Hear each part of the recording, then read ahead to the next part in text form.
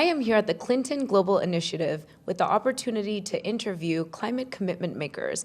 And next up with us is Andy Stofleth. And I'm so excited to talk to you today, so you can tell us more about yourself and how you were identified as this climate commitment maker. Tell us about your organization. Yeah, so I am the executive director at SBP, which is a social impact organization.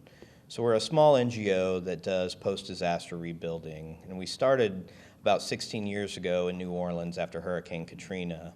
And we found that there was inequities in the system, that there were inefficiencies in the system in rebuilding.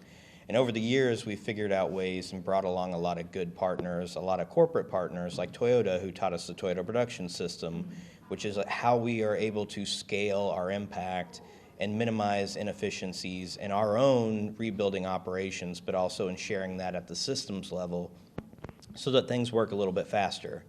So my commitment, as we have grown over the 16 years, we've now expanded into helping out in some of the Caribbean islands, most recently the Bahamas and now St. Vincent and the Grenadines, where the volcanic eruption happened last year in April.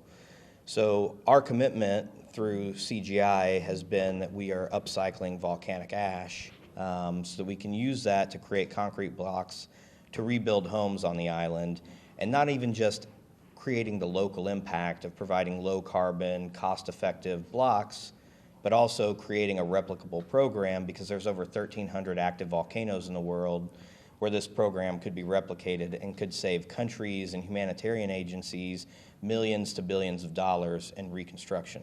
That's incredible. When I think of volcanoes, and if anyone thinks about volcanoes outside of them erupting, it's usually around geothermal energy, right? And how we can harness the power of heat to really supply as a renewable energy source. This is maybe the first time many of our viewers are hearing about this potential usage of volcanic eruption. So where did this idea come from? There's some historical context for this? Yeah, so Romans actually used volcanic ash to build the Colosseums and the seawalls that are still standing 2,000 years later. What we've done is just kind of package some of this. So we've looked at existing things that have been used in the past, but maybe we've no longer relying on because we have industrial processes, right? Like high carbon, high greenhouse gas emitting processes to create things maybe more efficiently. But in a disaster context, you have this as a waste material and you have to get rid of it. So you either collect it and remove it and transport it far away. Well, we want to say, let's just keep it close to the impacted area. We'll bring in a portable machine and we'll figure out how much we can reduce out of our mixtures so that, again, in a place like St. Vincent, that 85% of the infrastructure is built out of concrete blocks, there's massive potential for it. That's fantastic. How innovative. I can see why you're here as this commitment maker, and you are now a contributor of a solution to this really colossal warming problem, which is, continuing in that direction. We're not actually veering off of the path towards reducing the planet from warming. So what do you think? Are we going to actually be able to veer off this warming trajectory?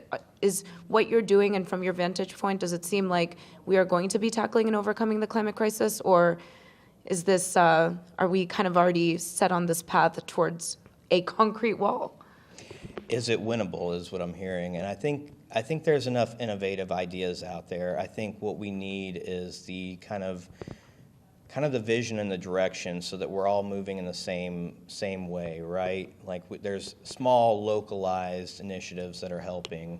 When I think, what's necessary to make this happen, there's kind of like really three things. One is that we have to bet big, right? We have to have riskier control over finances, over ideas, so that we can move things forward leaps and bounds instead of incrementally. We have to redefine how we're talking about partnerships, and I'm not just talking NGO to NGO, but public-private partnerships. SBP in St. Vincent, for this project, we're partnering with the government of St. Vincent, the building roads and government services. That's the only way we can make this happen, right? We can bring some of the technical expertise and philanthropic dollars, but we also need that investment, that government support, so that we can scale these and create the impact. And then three, I would say, is we have to start looking at how we can incorporate technology, again, to kind of amplify some of this. So innovative solutions, collaboration, and then as you just said. Yeah, big bets. Big bets. Okay, so you're taking a big bet. We are looking forward to seeing how this solution will be scaled. And in the meantime, given how interesting this is, you probably have insight into networks that maybe the viewers will not be familiar with. Who from these networks would you like to shout out? So who deserves some climate love? That's what we call this green heart icon that we are going to be virtually sending out into your network, and we're hoping that it lands on somebody that would really benefit from some spotlight on the work that they're doing. So go for it. Oh, there's so many folks, but I think, if we're looking locally in what's happened most recently, if you follow Patagonia and what's happening there, I think that is like a great signal, and how they've kind of changed some of their organizational structure and how some of their profits. I think some of this does involve us looking beyond the bottom line from transactional standpoint to how we can start thinking about better protecting the world and the bottom line for the next generation. Love that. That's awesome. Okay, Patagonia, it's coming to you. Thank you so much, Andy. Appreciate it. No problem.